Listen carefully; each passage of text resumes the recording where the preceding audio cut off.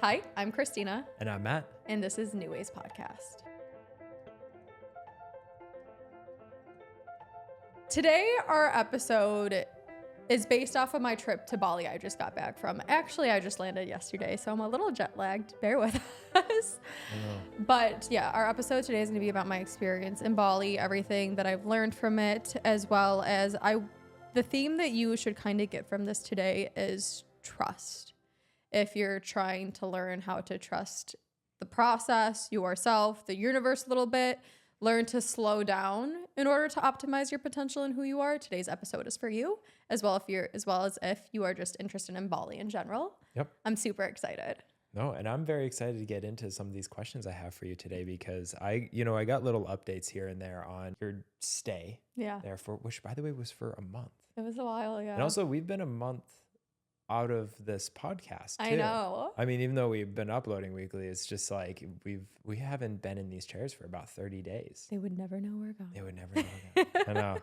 But it's really cool to see that you took some time for yourself to really, figure out what you wanted out of this trip. Mm-hmm. And so I just kind of want to start there. What was your intention going into creating this experience for yourself? It's so weird because right off the bat, I want to say my intention was to actually have no intention and just be extremely receptive to what was coming my way. I know typically when I travel, I like to be gone for a month in general because I feel like I travel for more than just I want to relax. I travel to get engrossed in the culture, to meet new people, have new experiences, and really get a feel for that area that I'm in. Because I feel like there's just so much more to the life experience than just seeing something on surface level for a week. You don't actually get what you should get out of all these areas and people that have can offer you. Yeah.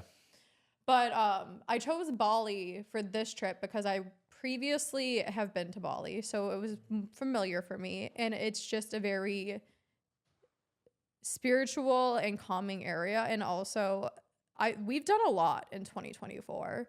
I was on the verge of just being tired. I'm I don't want to go home for the holidays. I'd rather take this time and go to an area that I know I'm going to be able to rest. And I'm not necessarily trying to take in everything. I'm just going to let everything come to me. Because when you go to an area you haven't been before, a lot of people, and I'm guilty about, is I need to do all the things. And you actually land up more tired sometimes than when you went. So I wanted something where I knew it was still going to be an enriching culture experience, but I could also chill and just let things come to me versus me trying to go after them. In what ways were you taking yourself on that back step? What do you mean? Let me see. I want to rephrase that question. In what ways were you taking that back seat and allowing things to come to you? Yeah, so normally too, when I go on trips for that long, I like to once again plan out certain things events or landmarks that I want to go to. But this trip, since I knew it and I knew it would be easier, I only booked my hotel room for the first 9 or 10 days, I want to say. After that, I literally just booked hotel rooms as I went on. I did not have any agenda. I tried not to be oh, I want to go to this class tomorrow or go to this temple tomorrow or this day. So you had no itinerary? No. I literally, my intention was to go day by day with what was presenting itself to me. Oh, that would freak me out. Oh, it would freak a lot of people out. I've met people, they're so what are you doing while you're here? I'm I don't know.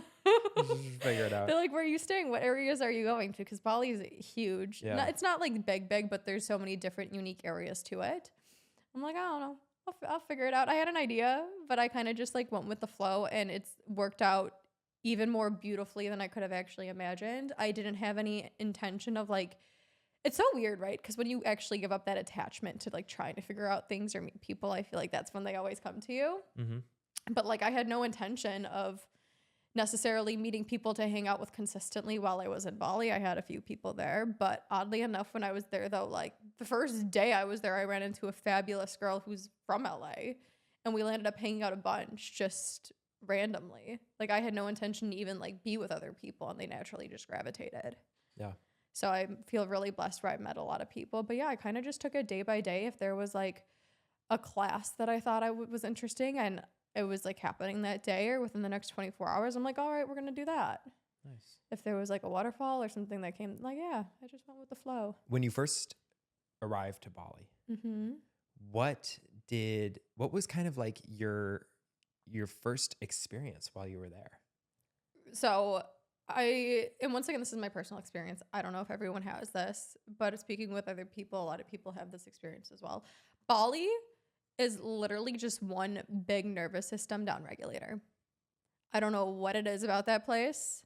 It could just be, once again, I believe in energy. It could be the energy of the people and the environment. You step off the plane, and I swear to God, my blood pressure lowered.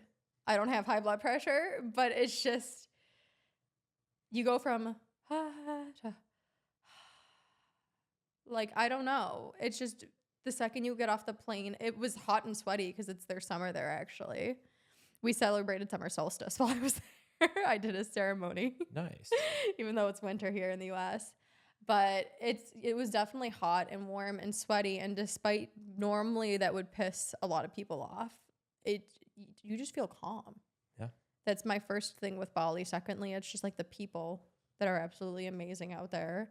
I feel very much at home. But yeah, I would say that's probably like the biggest first experience with Bali. Amazing. Yeah, is the down regulation of everything. That's so cool. What was like, I know this is not like an interview for like tourism purposes, Mm-hmm. but I've never been. Yeah. So I don't know what it's like. I mean, I only saw through the pictures and, and posts you showed, but the thing is like, it looked so tropical. Yeah. And it was just so open, and it was so green, and it was so rich. And so what are some of the things that people do when they go there? Like what did you notice that a lot of people's intentions are when they go there? And that's the thing, is like, obviously every experience is going to change person to person, what you naturally gravitate towards and what you actually go looking for. So what my experience might be, somebody else might go there for a completely different reason, as well as I saw people there for a completely different reason. It's funny because when I was out there, I don't know if it was on Instagram or like somebody said this to me, it just stuck with me, as someone told me people go to Bali either to find their problems and solve them or forget them. Got it. So, Whoa. yeah. All Like, right. it's because that's what it does for you, though. It's like it has such a vastness of therapeutic ways, I guess. So if you want to face your problems, there's so many resources out there to you. Like, Bali is huge. When I started in the spiritual center, which is Ubud, and Bali is huge on like yoga, meditation, like their religion, going to temples. So a lot of people, there's a bunch of people who go out there for yoga studies, and just people who want, like me, who will like, spas are extremely cheap out there. So like people just do spa days all day. Some people go to like visit the temples, which there are plenty of, and they all have a different story and a different energy to them. There's some that have like cleansing spiritual waters to them. There's some that have like these huge backstories of like dragons and stuff. There's an abundance of waterfalls. So that's something I always do regardless, because I'm a huge nature person. I go out there for the nature. So in Ubud, the spiritual center, there's like a bunch of waterfalls. I went to like 3 or 4 in one day. But then when you go more towards like the Canggu area, I'm sorry. It's a digital nomad's like paradise, but I was also there for New Year's, and it gets just extremely more like westernized in a way where it's just like, it's a beach town. There's a lot of high-end hotels. There's a lot of like nightclubs and different types of like vacation-y stuff. Yeah. To say it's a lot more crowded. It's a lot more edgy. And then like also there's Uluwatu, where it's like more of a surfer's town. Like surfing's huge out there. So it's either you're in like the middle of the jungle area where there's a lot of waterfalls and temples, or you're in the beachy area where it's like surfing and kind of touristy, but it has so much to offer. Yeah. Yeah. And that's, that kind of brings me on to my next question, that Bali is, obviously very well known and very famous for its nature, and it's, grounding and healing, waters. Yeah. And so that's, what was like your coolest nature moment while you were out there? My coolest nature moment while I was out there. That's so hard to say, especially too, because I'm pretty sure one of my coolest nature moments was the first time I went, not the second time I went. Interesting. Because the first time I went is when I was going to like all of these temples. Yeah. I didn't do the temples so much this time because I already have been. Also, I saw a medicine man my first time there. We'll talk about that. Like a traditional Balinese medicine man. Oh, like from the movie Eat, Pray, Love? Kind of like that, Kind yeah. of very similar? Yes, Okay. very similar like That's that. amazing. So we'll talk about that too when we get into like the spiritual / like mental health aspect of this. Yeah. But I think my biggest thing when it comes is just like seeing these amazing waterfalls. Yeah. Is my biggest like from this trip probably nature stuff. Oddly enough, the coolest thing that I saw like heard in regards to nature, which is gonna kind of tie a lot of this together, is some of the girls that I met out there on a day I wasn't with them, they did a waterfall tour or whatnot, and one of the Balinese men who was just like, the people out there are very connected to nature and like themselves. I think the reason why they are connected is because they don't take up space in their mind with things that us Westerners necessarily do. In what way? In the way where like they're very present in every single moment. I don't think that they really think too much of the future or the past. Like everywhere you walk around, they greet each other like they know everybody. And they might, but in my mind, I'm like, there's no way that my driver from like an hour away knows this person here, but you would think they all know each other. Yeah. Everywhere you go, it's just they're congregating together. Everywhere, like they literally pause at minimally twice a day to give thanks to their gods. Interesting. Like so I was talking to somebody and they're like, sometimes we have to even close temples because they're so big on just like praying and connecting. So, but back to the story is like a girl that I met and was having dinner with, she was like, dude, this like man when we were at the waterfall walked up to us and was like, your friend's like solar plexus is blocked. A random guy walks up to them when they were at a waterfall. So, okay, what's a solar plexus? So have you ever heard of like your chakras? Yes. Solar plexus is one of your chakras. Okay. And then the girl like looks at him and was like, what's wrong with me? And he's like, oh no, you're fine. And I'm just like, that relates. That's bizarre. I love it, but I don't know. I'm sure it's sorry. Well, isn't though, because I remember but I was when like, wait, what? yeah, but like, do you know how I mentioned the medicine man? Yeah. Is my first time in Bali. I actually went out there kind of searching for myself.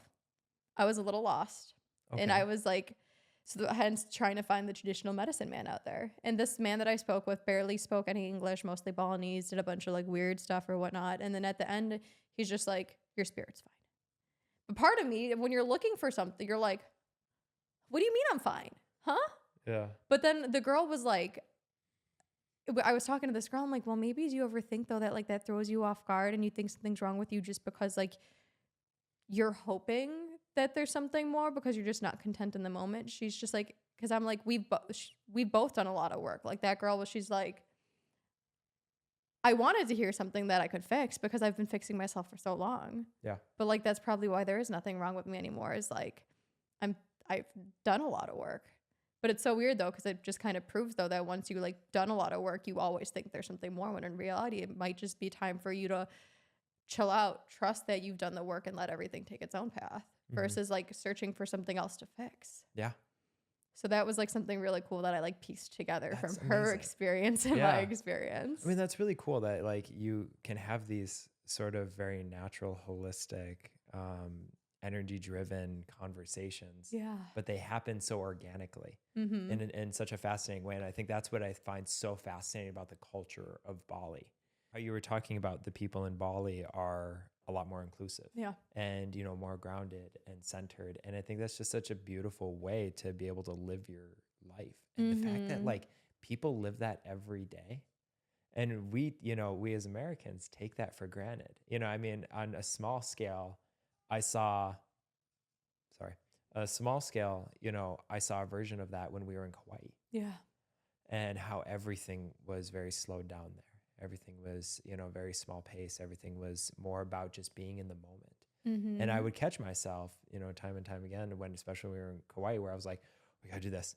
I gotta go here. Gotta go, you know, and I was like, you know, we gotta like find these waterfalls, or, you know, go do this helicopter tour, you know, go do this and go do that. And then I realized, I'm like, wait, we don't actually have to do anything. We just, as Westerners, and I don't want to generalize our society out here, but it's just, we're so programmed to be like, you got to do something. Yeah. Go do something. Yeah. And it's like, huh? I paid good I money to am be doing, here. I yeah. am, Yeah, no, it's like, actually though, but I'm but like, yeah, we've all been taught that. but I'm We've like all been doing taught that. essentially kind of like nothing is doing something. Exactly. Because it's doing something for you. Yeah. Yeah. So yeah, it took me to realize, took me like 2 days to realize that. And then after that third day, I'll never forget going to Tunnels Beach and sitting there Yeah. with you and Sam for like 4.5 hours, Uh-huh. 5 hours. And it was one of the, still to this day, it is one of the most therapeutic experiences I've ever had. Isn't it crazy that finally when you, and I'm guilty too, like my Western brain takes control of me. Like it's a practice, but isn't it crazy when you finally get it too and you finally allow yourself to kind of just like trust the moment and that you don't have to be anywhere or doing anything besides what's going on right now, how like your brain just feels all of a sudden. Yeah. It's like a weight is lifted off of you in a way. Yeah. It is. It is. And it's so important to be able to take those spaces and taking that time to find those centers that you have within yourself. And no, you do not have to go to Bali, to do this. No, you do not need to go to Kauai. You can do this simply in your living room, in your shower, in your bathroom. Maybe it's cooking a meal, whatever it is, that gives you that center or that centerpiece, and being able to really sort of ground and hone in on yourself. And I think, again, coming back to what you were talking about earlier, it's just amazing to see an entire culture represent that. And it's just so beautiful to see. And so did you, speaking of like kind of coming back onto like obviously like the culture and the groundingness, did you meet any spiritual guides this time during your stay there? And if you did, who were they and what were they like? Yeah. I surprisingly too, and it's so funny, I was thinking about this because when like while I was in it, I'm like, I really haven't done that much. But like on my plane ride home yesterday, and I was thinking, I'm like, I did a lot for actually not really using too much energy or thinking about it because it's so funny. You went to class. Dude, I literally went to classes out there. Yeah, what was that about? Why were you going to school? We'll get to that. But education? It's but that's the thing. It's like it's so weird though, because when you actually let go of attachment to what you should or shouldn't be doing, you conserve your energy and you're not tired. So it feels like you really haven't done that much, even when you've done a lot. Yeah. So so in regards to your spiritual question, I did not see a medicine man this time, but oddly enough, so I celebrated my birthday out there. I turned 30. For my birthday. She's old. I know. No, I just keep getting younger. 30. I keep getting younger. Society. Benjamin Button theory. We're practicing it. Anyways. So on my birthday, besides doing a complete spa package, which is abundant out there, and I want to talk about that because I feel like and I'm gonna like pull up a photo of that. Me and my bathtub. we'll put it on the right here. Right there. But sorry. But I digress. So one thing when I first went to Bali, everything was so full circle this time. It's so weird. When I went to Bali 2 years ago, I learned how to read tarot cards. Oh. Like I was in Bali, I'm like when in Rome, right? Yeah. So I learned and I've been doing it ever since. Okay. Not like professionally, I'm not charging people or anything like that, but I do it for myself and I do it for friends. Mm-hmm. And oddly enough, like I thought I was like decently good at it. And like my friends even say I am, but I've never thought anything too much of it. For me, they're mostly just funs or little things of encouragement or warning. Yeah. But I'm like, I really want a professional tarot reading done while I'm out here because I'm anywhere getting a tarot reading where I don't think it's a scam. Yeah. It's probably Bali or somewhere in that region. And also too, since everything is, not to be this person, but everything is cheaper out there. So I'm like, my tarot reading was $60, where if we're in LA, let's be honest, it's like $150, $200. So I'm like, we're doing this. Yes. Like it's insane. So I'm like, I've always just wanted one. We're doing it on my birthday. So I saw a tarot reader on my birthday. And let me tell you, I was excited because I'm like, oh, I get a different person doing it than me. Let's see what cards I pull. I want to say motherfucker so bad, and I'm going to, but motherfucker, I pulled the same exact cards that I pull back home. There are like easily, I don't know how many cards. What does that mean? So I don't know how many cards are in a tarot deck, but it's a decent amount. I want to say it's probably like 40 to 50. Okay. And most readings, you pull anywhere from 3 cards to like tops 7. With me and her, we pulled 5 for different readings that we were doing. So you have the opportunity to pull multiple different ones. I always pull the same ones. What does that mean, though? That means that I'm, in my mind, that they're clearly meant for me and something actually legit is going on. Because what are the chances of that actually happening? Can you mind sharing what the 5 cards were? So I don't know exactly, because we did multiple readings, your basic ones too. And even my reading, she's like, what do you want to know? I'm like, I don't freaking know, really. I don't know. Like, tell me what do you think I should know? And she's like, well, the major ones are like career, love life, how you're feeling, this and that. Yeah. So Compartmentalize me. So something I thought was really interesting, which is the one thing actually though, which everything seemed to be based off around like, I'm healthy and I'm active. I'm very creative, but at one point that got blocked off from me and I've been trying to get back to it, which does make sense. Besides that though, which is all true, another thing that she said was just like, even in regards to anything when it came to like career, the podcast, romantic relationships. I didn't ask about my family or friends because I like love where I'm at with it in that case. Yeah. But she it's so weird though. Like, this is just so crazy because me going in, remember how I told you, like, I went through like that mild depressive state at the end of last year. And my therapist kept saying, like, Christina, take time for yourself. Like, stop running around in different directions. Wait until you're guided to put a foot forward. Stop just stomping all around. Like, save your energy and you'll move forward and trust when it's time for you to do that. Yeah. That's literally what this woman, who I did not tell anything to, literally, especially because I'm like, I want to see what you know. She asked, she's like, is there anything you want me to know before we start? And I'm like, no. She's just like, why are you worried? Like, I pulled one card where it was like a lamb and it had like a light, and it's like, she's like, you know that you're like, not to be like woo woo, but like divinely guided. Like, your intuition is spot on.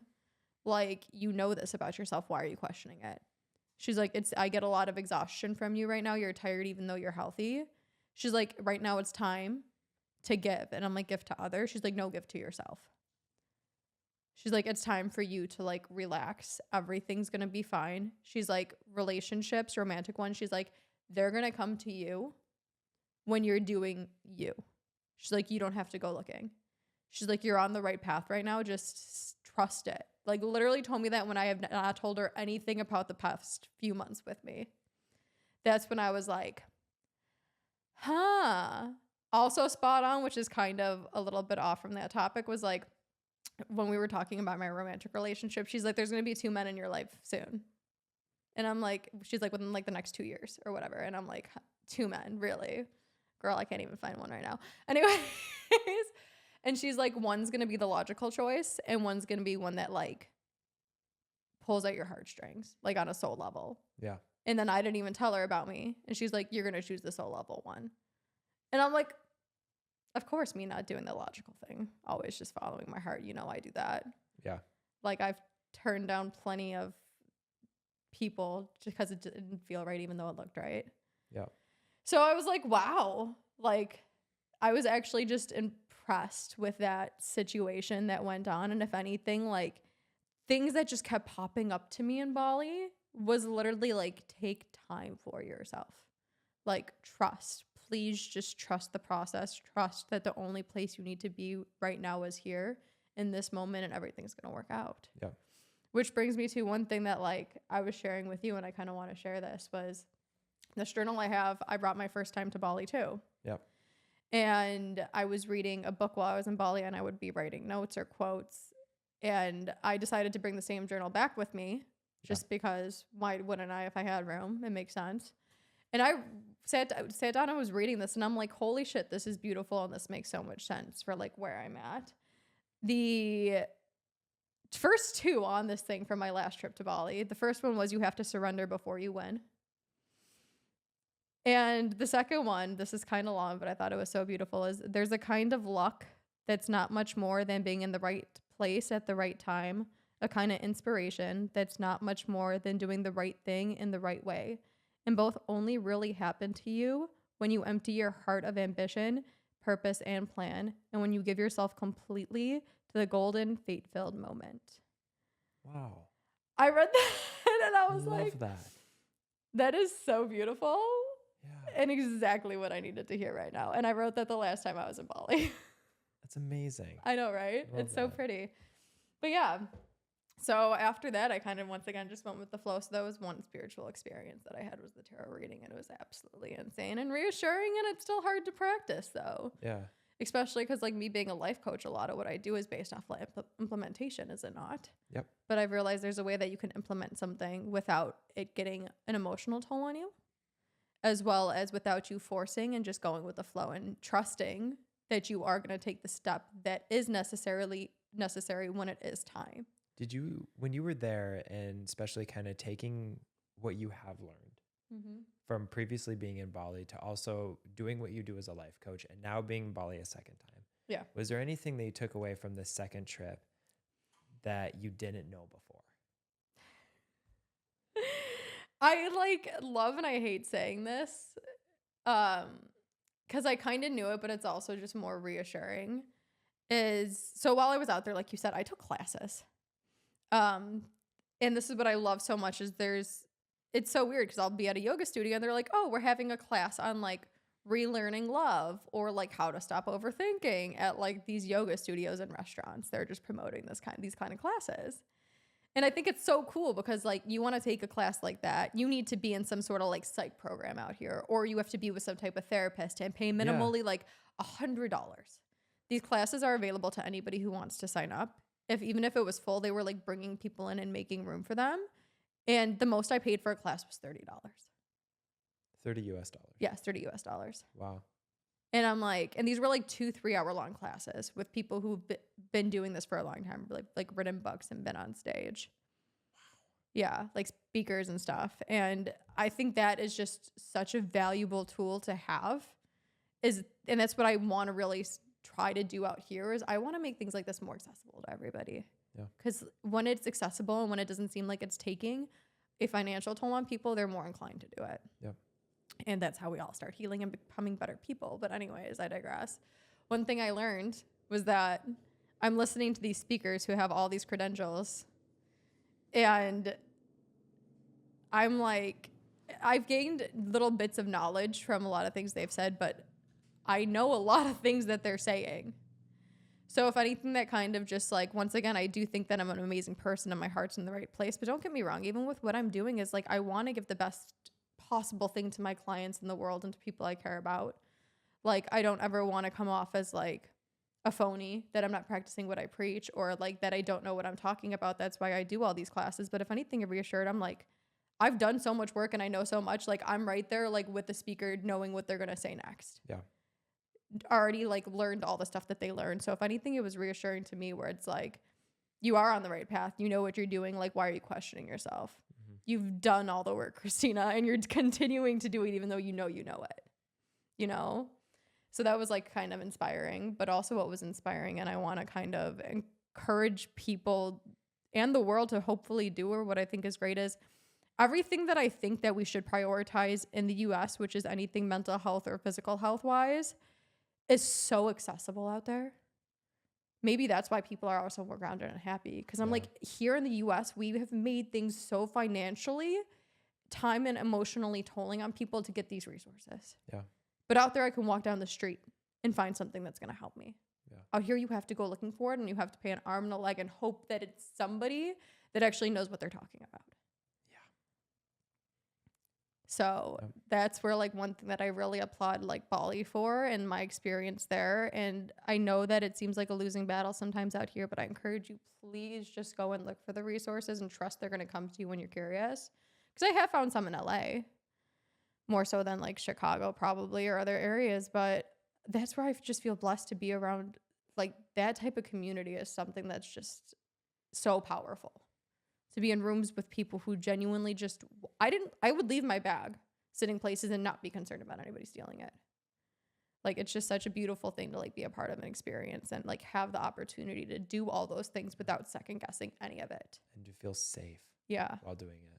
Mhm. That's crazy. And I Mhm. mean, and crazy in a good way, Yeah. because it's something that's as a society, we really struggle with. Yeah. You know, fear is a very core issue. I think a lot of people really struggle with fear Yeah. as a whole, and figuring out how to move forward in the world that they're in. Mm. And so how would you, or what advice would you give someone who wants to go through a transformative experience like this? Mhm.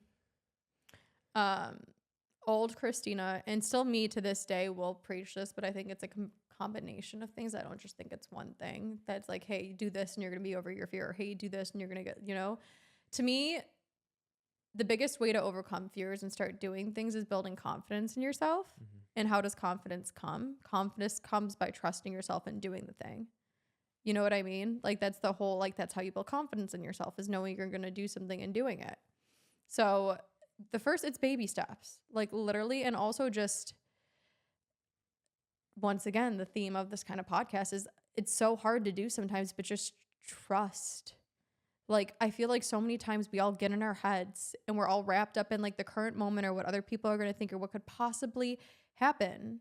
But in reality, like the only thing that you should be worrying about right now is this present moment and how you're feeling and how you want to move forward. Trusting that, like, I know myself, I'm a good person, and genuinely, like, there's other good people out there. I'm going to, like, that's how you move forward. Yeah. Is literally, I'm sorry. I wish some people call it blind faith, and I do think it's kind of like that, but is it really blind if like there are other people and situations that have proven that when you just trust the process and go about things in a calm, level-headed, open-hearted manner, things work out? Like that's pretty much what it is just having faith and trust that there's something more out there, because I'm sorry, but what other option do you have than to trust the process? What are we going to do? Stay in the same situation we're not happy with? That doesn't sound appealing. What are you going to do? Get stressed out, which a lot of people do, about what is or what isn't? Yeah. Like, I think accepting that you really have no other option but just accept to like build confidence in yourself and trust and do the thing, Mm-hmm. then do it. And it's so weird though, because once you start doing it, then it's like you do start to feel like you're invincible. You do start to feel like this is all going in the right direction. It's just, once again, taking that step. And I get it's scary. Acknowledging that it's going to be scary is like also a key part of it. I'm sorry, but like, I wish there was something you could be like, take this. I mean, there are pills you can take, which you probably shouldn't, to get rid of your fear. But I wish it was as simple as like, do this one thing and you're not going to be scared. No, you are. It's just making it your friend and trusting that everything's going to work out. Yeah. Because in reality, I mean, when you actually think about it, everything kind of does. I love So, that. yeah. No, I think Long it's answer. no, it is, but the thing is it's truthful, and Uh-huh. so it's the truth that you've seen for yourself, and not only that, it's also what you've experienced out there, and how it's sort of related to who you are now, and Mhm. I very much appreciate that. Also, once again, we're kind of talking about like trusting the process, and also in a way like building communities and like stepping into a new light where like you make wellness and mental health part of your reality, Yeah. where you make the world a bright and safe place versus a scary place. And that's why I love what we're doing here. And we say this all the time, but it's just like everybody, I encourage you that like you might seem like the world's against you, but once all of us, despite if you have to like fake it until you make it type of scenario, like if all of us as a collective just start thinking, hopefully, that the world is all going to work out for us and it's a good place and we all want to build each other up, guess what? It's going to happen. So as much as you think you're like one little person and you can't make a difference, it takes one person, then one other person, and then one other person. And next thing you know, this world is a little bit of a safer place. Yeah. This world is a little bit of a more like mentally and emotionally stable place. So it all just takes kind of us, once again, as a collective, believing it. That's just what I want to encourage people to do. But like, that's what I found in Bali is like, I did so many different ceremonies. I did a Blue Lotus ceremony. I did a cacao ceremony. And this entire room was just people being themselves, acting. With the cacao ceremony, we played like interesting music and everyone was like dancing and acting crazy, but like fun crazy. And I'm like, I've never seen so many people just be open and authentically themselves and just so much love and safety present in one place. It's possible. Yeah. I think one day somebody just told us all like, that's not the way to live, or that's not the way that it's supposed to be. But I feel like right now we need that environment more than ever. So like that's what I just want to create here, and I want to encourage people to create is like create those environments, create those people. Like if you think nobody's going to come, still do it anyways, because somebody might, Yeah. you know, like I feel like people out there, like they're just more free to express who they are. And it's a beautiful thing. Yeah. Amazing. Well, and you have me convinced. I definitely would love to take the opportunity to go visit this incredible place myself. So I told you while I was there, I'm like, Matt, I wish you were here. I know. Even I though you know. guys, I will admit, so they have like they all ride scooters out there, and every morning and despite me having a convertible out here, the most free feeling I had was putting on my bikini top, getting on the back of a bike, having someone drive me to the beach while we're going like 50 miles an hour, the wind through my hair, and I'm like, Matt would probably be having a heart attack right now, but this feels fucking amazing. It's appreciated, noted, and I Yeah. probably would, but that's okay. Yeah, but no, So- it's like also on that note too, like just please do more things that make you feel free. Yeah. Like I read in a book while I was out there also that it's just like creativity comes from play. You can't have creative things or like new ways of thinking or build a new life if you're constantly just stuck in a box. Yeah. Like new things come to you while you're like free and open and having fun. So just do more things that make you feel free. I do want to talk a little bit about this Blue Lotus ceremony. Mm-hmm. You've brought this up, and I have to kind of understand, what was that dynamic like? What happened? Why did you do it? And how do you feel like it might have changed you? It seemed cool. Okay. So where were you when you discovered this? Were you just at a coffee shop? Or were you just walking on the beach? Someone was like, come to our ceremony. No, the girl that I met, oddly enough, though, like her friend planned out their entire trip. Like, I'm not even met. You would be proud of this itinerary. Color coded, times marked off. Like, girl is so good at Microsoft Excel. I was like, huh? So she showed me this and I'm like, can you send this to me? I just want to see what y'all are like doing, you know? And she's like, you're more than welcome to join any, like, let us know. Here's our itinerary. So on her itinerary, there was one place that I never heard about, which was called the Pyramids of Chi. And I looked at their website and I saw like that night I looked at it, there was a Blue Lotus ceremony. And I'm like, ooh, I've heard about Blue Lotus. I've never tried it. I just love ceremonies. I love a good sound bath. I love a good intention setting or just being around people in a collective environment, sharing good energy. Yeah. So I went to the Blue Lotus ceremony. Do you know what Blue Lotus is? Are you asking me? Yes. No, I do not. So Blue Lotus it's actually a purple flower. And I guess it originated, like they started doing it in Egypt or something like that, but it's pretty much a tea. And I guess they don't sell it widely. They'll sell it in a lot of places in Bali, but I guess they don't sell it widely in the world because of its psychoactive effects, potentially. It's nothing like, I don't want people to be like, oh my gosh, it's like you were doing like shrooms or something. No, it wasn't that intense. I know, right? Me personally, I wish I got a little more like out of it because I like losing my mind, but I digress. It's more of like a cacao effect where it calms you down. It probably gives you what you need, but it's essentially a flower that they make a tea out of, and it's supposed to like alter your mental status a little bit. And during the ceremony, it was so cool. We started off by like writing, because we were celebrating, it was the longest day in Bali. It was summer solstice. The day of the ceremony. I didn't know that when I went there.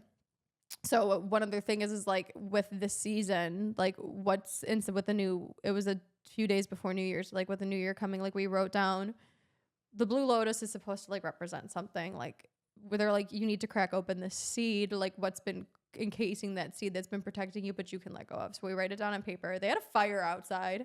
We all walked into the fire, threw it into the fire, walked back into the like ceremony area.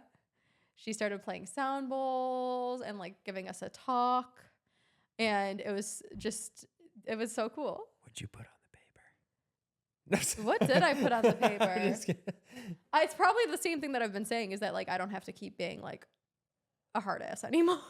Oh, there you go. Like literally me being physically hard has been like hindering me, and Yeah. I'm willing Did to other let people that go share now. what they put in the fire? No, none of us shared. It was Oh, just a wow. very much like breathe together, be together, Yeah. present. Like you don't need to talk. You just literally need to be. So I've been to ceremonies where we do talk about it, but this was one where it's just like, just be in yourself, Okay. which was really nice. And that's the one thing I want to bring up. So like that ceremony too, $15 US. Like everything out there is so cheap. And what I really like is just like, so the average yoga class out there is $10. So which I did a lot of yoga frequently. And one thing that I love about Bali was like these classes, and they make readily available to you. They go the extra level. And like every yoga class that I went to was also like a therapy talk. Like the instructors, while they're walking around, they're not just being like, do this pose, breathe like this, they're like, connect with your breath. This is how you should be breathing in and out. Like we do this all the time and it's not serving us, and let that go. Or these are natural human postures. And like, that's like, it's like a talk. Yeah. And I think that is so amazing. And that's what I keep bringing this up, but I think is so amazing about Bali is that like, they do make everything so accessible all in one. Like everything is so holistic. Yeah. Like it's affordable to stay in these gorgeous places. I was telling you, I was staying at like 5-star resorts and the entire month, and I think I spent $2,200. Like the average taxi ride is like $1 to get to where you want to get to. Going to the temples, a lot of them are free and they're even donation based. Like the average spa package or like the average massage is less than $30 American dollars. Amazing. So it's just what we should be prioritizing everywhere in the world is what they're prioritizing there. Yeah. Like, why is it that I can do? I don't really know, to be honest with you, because I don't do a lot of bad habits. But like, why can I go get a cheap bottle of alcohol, but I can't go get like a cheap yoga class? You know what I mean? Yeah. Like, we need to untwist things. I think things have got twisted and priorities have got like manipulated in Western society sometimes. And I'm like, sure. It's like, I just love how everything's so readily accessible. And once again, though, like they allow people to hold spaces like that. It's so common. And I'm pretty sure like people can do so many of those ceremonies because renting out these spaces is cheaper out there. Yes, I get things are more expensive here, but like people also out there encourage you to take your time with things. I fell asleep in a coffee shop on one of the couches one day. Nobody woke me up or told me to leave. How long were you out? I don't know, like an hour and a half. In Bali, that's just the thing. Like you buy your $1 coffee and everyone taking a nap at the local Starbucks, y'all. But like if you were in America, are you kidding me? Absolutely. Like I'm not even kidding you. I fell asleep in a cafe. That's hilarious. Yeah, because a lot of these cafes, they do have like couches for you to sit on and like do your work. A lot of them are open air concept, like they're half indoor, half outdoors. I fell asleep on the couch. Nobody told me to move. And it was amazing. I appreciate that. Yeah. I want to join. I want this. I want to do this. This sounds fun. But that's what I mean. I did so many things when I was in Bali. I did the Blue Lotus ceremony. I took 2 classes, one about relearning love, one about overthinking. I did the tarot reading. I did a hyperbaric oxygen chamber, which was only $70 US, and that's expensive for anything in Bali. But out here in the United States, one session is $250. Yeah. So like I did that. I got a total of 4 massages, one day being a complete spa day, where I did a hair mask, a face mask, a massage, and my nails done. Like, it's just, once again, I was telling our engineer here, Joseph, hey, that like, I think altogether I spent maybe like $800 on all the cool stuff that I was doing. That's amazing. And I was there for a month. Wow. Yeah. So it's cool though too, because just like if you want some tourist stuff too, like there was a beach where there were stray dogs and monkeys all in one place, and it was very amazing to see and fun. And the nature lover and the animal lover in me was like, oh my gosh, this is amazing. Well, I seriously, I know third time's a charm, but when you go back a third time, like it's 100% coming with you. This just sounds incredible, and I can't wait to experience this the way you did. Yeah, as much as like, don't get me wrong, I do feel a little guilty sometimes talking about it, because like the traditional Balinese household is suffering. Like it's a very poor country. I do where I can to obviously give my money out there. 100,000 rupee is $6 American. And that's what I would eat. Like I don't take it. And like people out there don't even like taking tips. They're very much like just heartfelt like people, but like the country is poor. Yeah. So it's kind of like, it's it makes me think the world is so weird, right? Like Bali has all these things that I love and they prioritize. And honestly, these people that live there have like nothing and just seem so happy. Like they just love their families. They just love their gods, their God, their religion. And that's it. They want to talk to everyone and be friends with everybody. And I do feel blessed where like I talk about America, they're like, oh, famous country. Like they see us as extremely blessed because of all the things we have out here. Like I'm pretty sure if they saw my apartment and my car, their jaw would drop. But it's different forms of richness, I guess. And it's like you pick what's yours. And I'm like, I really just hope for a world where we have both forms of richness. Yeah. Financially and spiritually and mentally and all that combined. Like that's the world that I want. Love But, it. Yeah. Yeah. In time. It's a group effort, you guys, and we can only do what we can do, but we can continue to do it. Yep. So, altogether it was a great experience. I really encourage people to do it. And I took so much out of it, like more than we could even probably cover in this podcast. I don't want to bore people. If you have any questions, please let me know. But like the classes that I got and just like little insights from the people that live there. And yeah. And what we can do too is underneath the video, what we can do is put a list of some of the activities that you did and some of the places you visited. Yeah, completely. So I think that would just be great for people who may want to take that jump and go there, and they can maybe see a list of the things that you did experience. Yeah. So I think that'd be great. Completely. Anybody who's interested, please, like, my personal Instagram is probably somewhere on our New Wayz Instagram. Like, check out my page. It's at the top. Just check it. Like, I post even from like back in, there's so many pictures from 2 years ago and this year from Bali. Like, please check it out. Reach out to me personally or our New Wayz. I will more than happily guide you in anything that you want there, help you in any way, shape, or form that I can.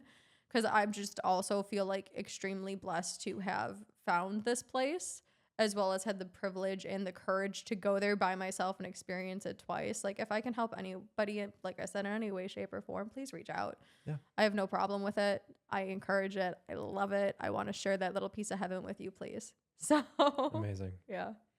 All right. Any other questions? No. How do you want to end it?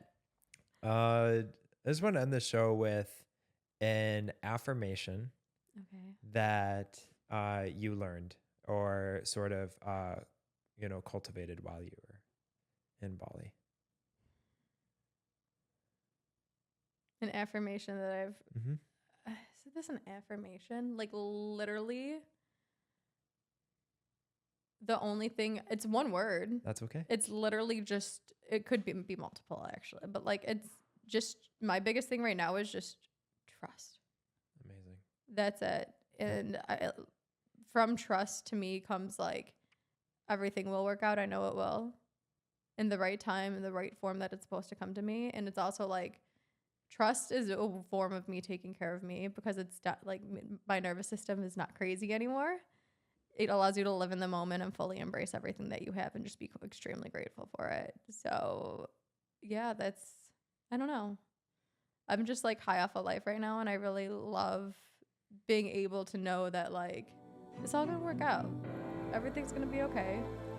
There's nothing to go searching for. Everything that I need is right here in this moment. And that's it. Yeah. So. Amazing. Yes. Couldn't said it better yourself. Thank you. But no, thank you for giving me this opportunity and the space to share my experience with you and everybody else. I really appreciate it, because it means the world to me that I get to do this here with you and share these experiences with people. So thank you. Yeah, absolutely. And yep. Until next time, I love you guys. Thank you so much. And keep shining.